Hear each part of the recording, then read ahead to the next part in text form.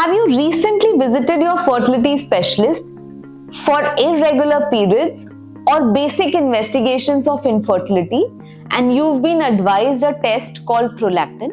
Let me make you understand what this hormone is and what symptoms thus its excess or deficiency causes.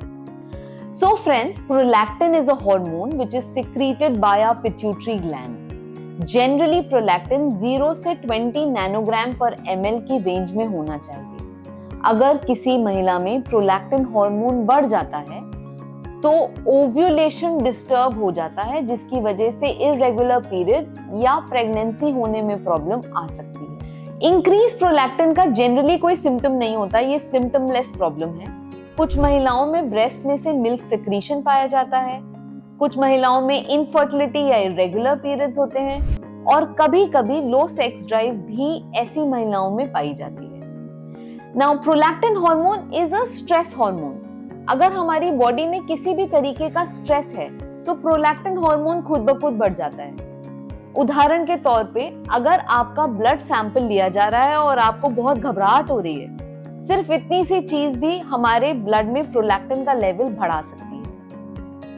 तो it's always important to do a pooled prolactin, जिसमें 3 blood samples निकाले जाते हैं आधे आधे घंटे के अंतराल पे और इन तीनों सैंपल्स को मिला के प्रोलैक्टिन हार्मोन को स्टडी किया जाता है। और अगर स्ट्रेस की वजह से प्रोलैक्टिन हार्मोन बढ़ रहा है तो ये पूल्ड प्रोलैक्टिन द्वारा अच्छे से एस्टैब्लिश किया जा सकता है। What are the causes of increase prolactin? Number 1, जैसे मैंने बताया, अगर हमारी बॉडी में किसी भी तरीके का स्ट्रेस है तो प्रोलैक्टिन हार्मोन बढ़ सकता है। नंबर 2, अगर हमें थायराइड की समस्या है तो थायराइड रिलीजिंग हार्मोन TSH को भी बढ़ाता है और प्रोलैक्टिन लेवल को भी बढ़ाता है। अगर हम थायराइड को अपनी बॉडी में नॉर्मलाइज कर लेंगे तो प्रोलैक्टिन खुद ब खुद नॉर्मल हो जाएगा। अगर आपका प्रोलैक्टिन लेवल 100 नैनोग्राम पर ml से ज्यादा आ रहा है तो आपके डॉक्टर माइक्रो एडिनोमा या मैक्रो एडिनोमा के लिए कुछ इन्वेस्टिगेशंस कराते हैं। ये एक तरीके का पिट्यूटरी ट्यूमर है।